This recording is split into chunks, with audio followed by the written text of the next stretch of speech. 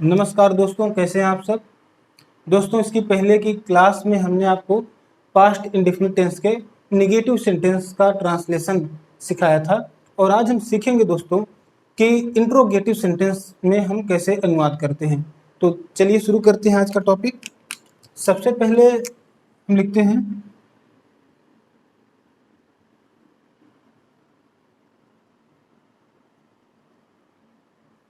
Interrogative. Interrogative में दोस्तों जैसा कि आप परिचित हैं कि 3 तरह के वाक्य होते हैं। 3 केस हम देखते हैं इसमें। पहला वो केस फर्स्ट, केस सेकंड और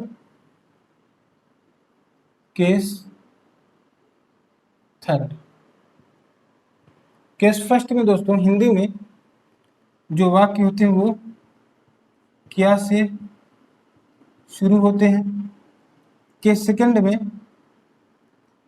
जो WH टाइप वर्ड होते हैं, क्या, कब, कहाँ, क्या, कब, कहाँ, कैसे इत्यादि शब्द ये वाक्य के बीच में हिंदी वाक्य में वाक्य के बीच में आते हैं। और केस थर्ड में कौन शब्द आता है।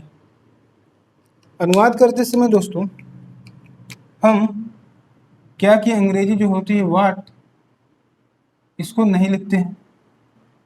यहाँ पर WH टाइप वर्ड जो हैं इनकी इंग्लिश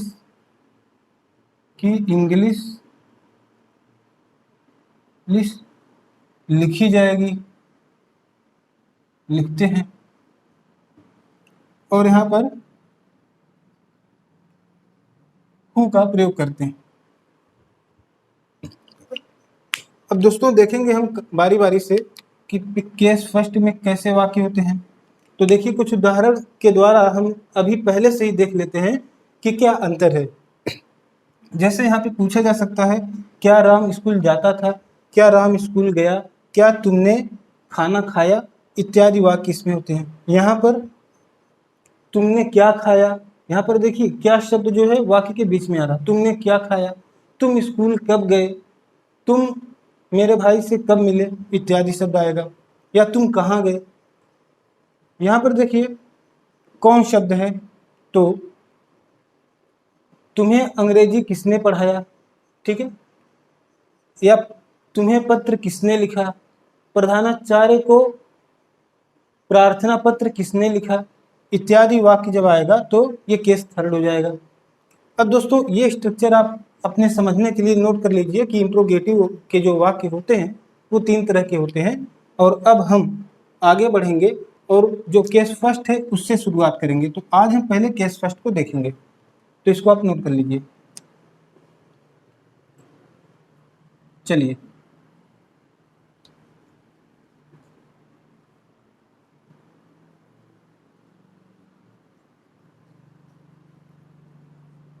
पास्ट इंडेफिनिट टेंस में फिर से एक हेडिंग डालिए,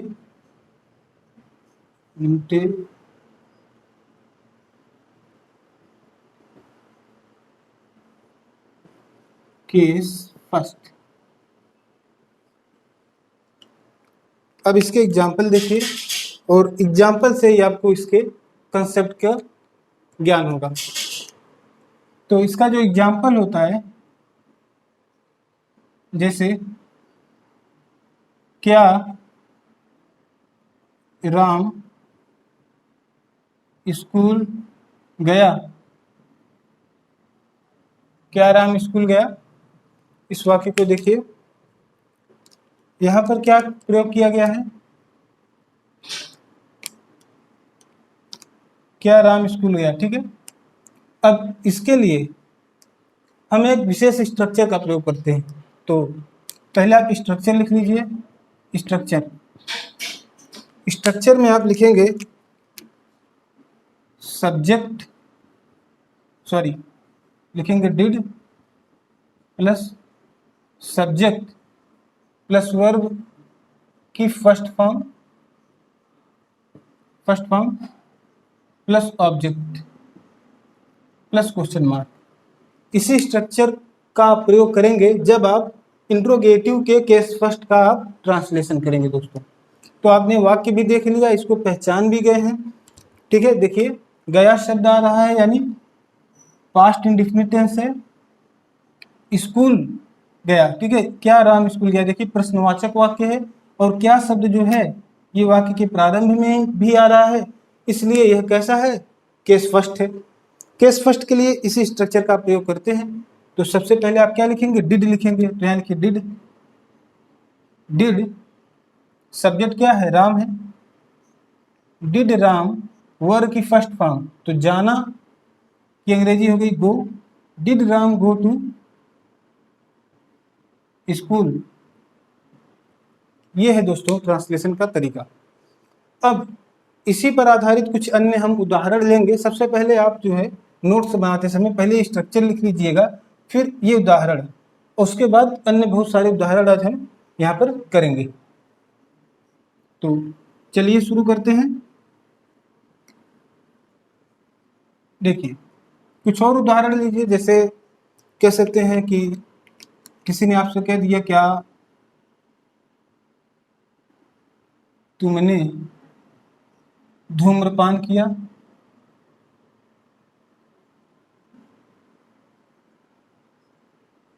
क्या तुमने धूम्रपान किया। यहां पर देखिए क्या शब्द वाक्य के प्रारंभ में आ रहा है, सब्जेक्ट क्या है, तुमने, यू। धूम्रपान करना यानी स्मोकिंग करना वर्ब है। इसका आप जब लिखेंगे तो क्या लिखेंगे यहाँ पे, डिड यू, डिड के बाद सब्जेक्ट यू लिखा, उसके बाद स्मोक।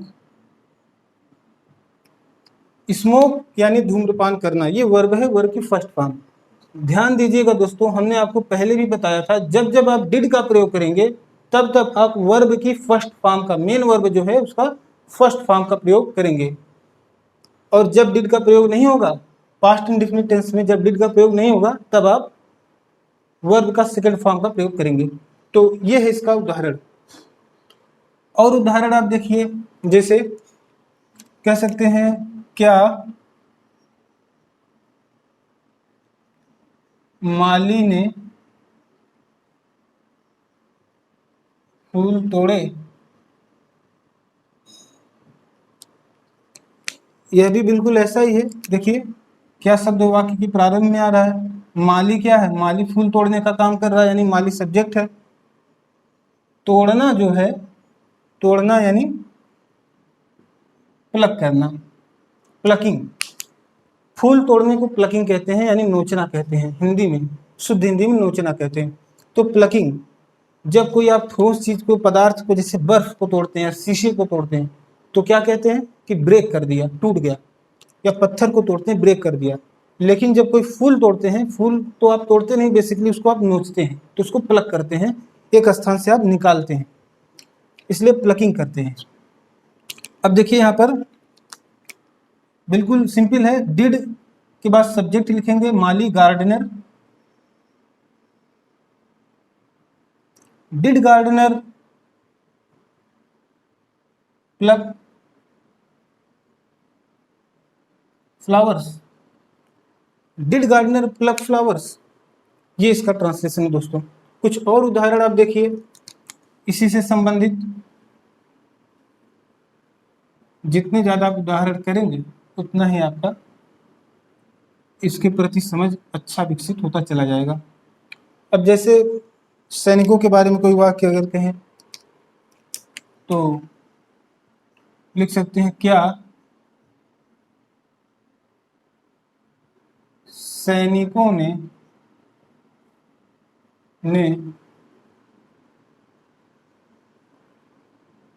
नागरिकों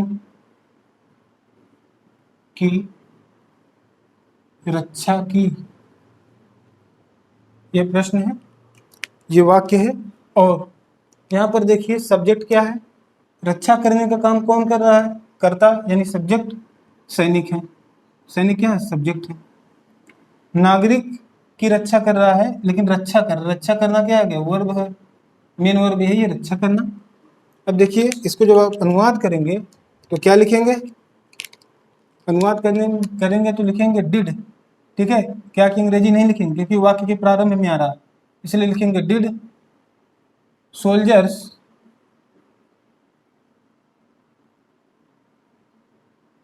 did soldiers protect civilians. Citizens means भी नागरिक होता है और सिविलियंस मीन्स नागरिक होता है। प्रोटेक्ट मतलब होता है रक्षा करना। जब किसी को आप जान बचाते हैं, किसी को मतलब कि रक्षा करते हैं तो उसको कहते हैं प्रोटेक्ट करना। जैसे आप रोग से अपनी जान को रक्षा करते हैं तो कहते हैं प्रोटेक्शन। ठीक है, तो ये होता है वायरस से रक्षा करना या किसी दुश्मन से रक्षा करना, ये होता है प्रोटेक्ट करना। और एक वाक्य लिख सकते हैं कि क्या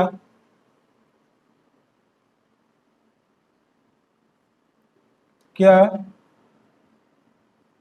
शिक्षक ने तुम्हें अंग्रेजी पढ़ाई? तो पहचानने को भी ध्यान में रखते रहिए, यहाँ लास्ट में देखते रहिए पढ़ाई ई का उच्चारण आ रहा है या प्रोनाउंसिएशन आ रहा है, तो ये पास्ट इंडेफिनिट टेंस है। क्या शब्द वाक्य के प्रारंभ में आ रहा है यानी केस फर्स्ट है, इसीलिए हम यहाँ पे डिड का प्रयोग कर रहे हैं। तो इस सब बातें को ध्यान में रखते चलिए। तो यहाँ पे देखिए डिड, यहाँ पर देखिए सब्जेक्ट क्या है? शिक्षक है। डिड टीचर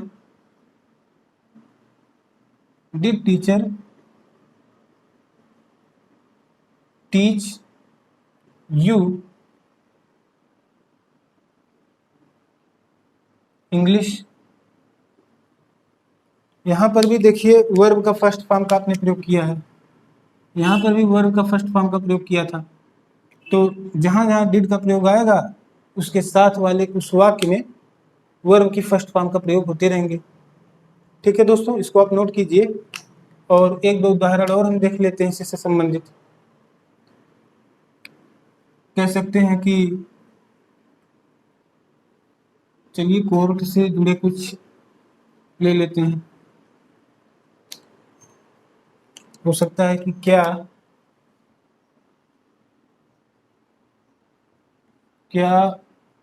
वकील ने अभियुक्त का बचाव किया?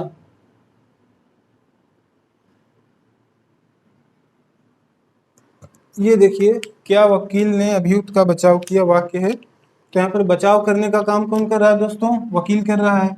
तो वकील क्या है? ये सब्जेक्ट है। किसका? अभियुक्त। अभियुक्त मतलब होता आरोपी, जिसके ऊपर ब्लेम लगा हो, कोई आरोप लगा हो तो अभियुक्त, एक्यूज्ड इसको बोलते हैं अंग्रेजी में, एक्यूज्ड। और बचाव करना, यहाँ पर बचाव करना प्रोटेक्ट नहीं यूज करके हम डिफेंड का प्रयोग करते हैं, डिफेंड। दोस्तों जब आप किसी का बात से जब किसी की रक्षा करते हैं, किसी किसी का साइड लेते हैं, किसी का बचाव करते हैं तो कहते हैं कि डिफेंड करना। जैसे कि आप देखते हैं गवर्नमेंट में कुछ मिनिस्टर्स बैठे रहते हैं, वो अपने गवर्नमेंट का डिफेंड करते हैं। तो इस तरह से वर्ब का जो है according to sentence, according to situation of the sentence, आप कहाँ यूज करेंगे वो उस पर निर्भर करेगा कि सेंटेंस की प्रकृति क्या है और या फिर किस परिस्थिति में वो सेंटेंस कहा गया है।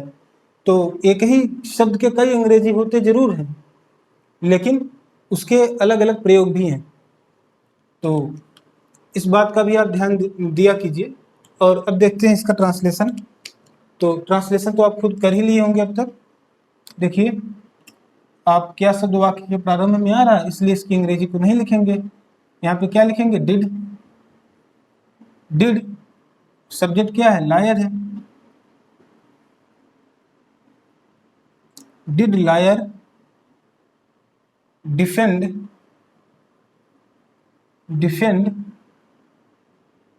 The accused question mark. इस तरह से दोस्तों आपने इसका ट्रांसलेशन किया।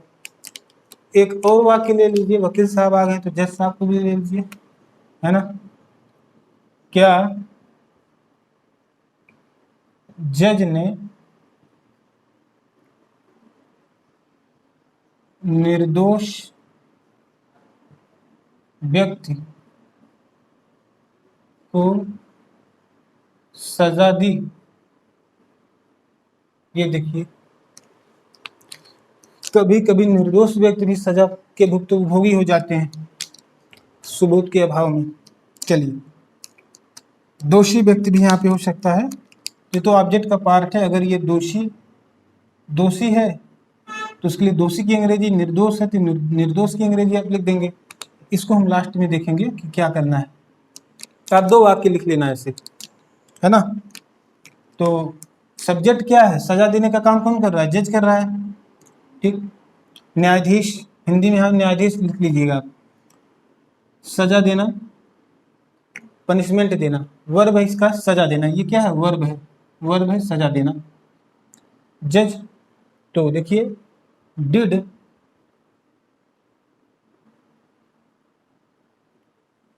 JUDGE, डिड जज पनिश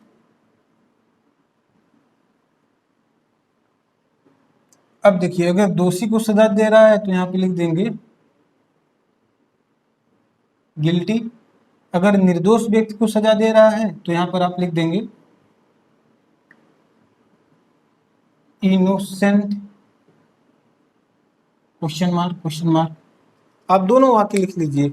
आप ऐसे एक वाक्य लिखिए, क्या जज ने दोषी व्यक्ति को सजा दी, तो अनुवाद हो जाएगा आपका डिड द जज पनिश गिल्टी, ठीक है।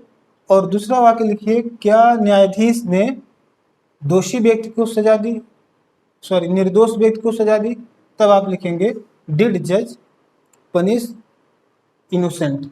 ओके, तो इससे आप नए नए शब्द भी अगर आपके लिए नया है तो सीखते रहेंगे। ये है निर्दोष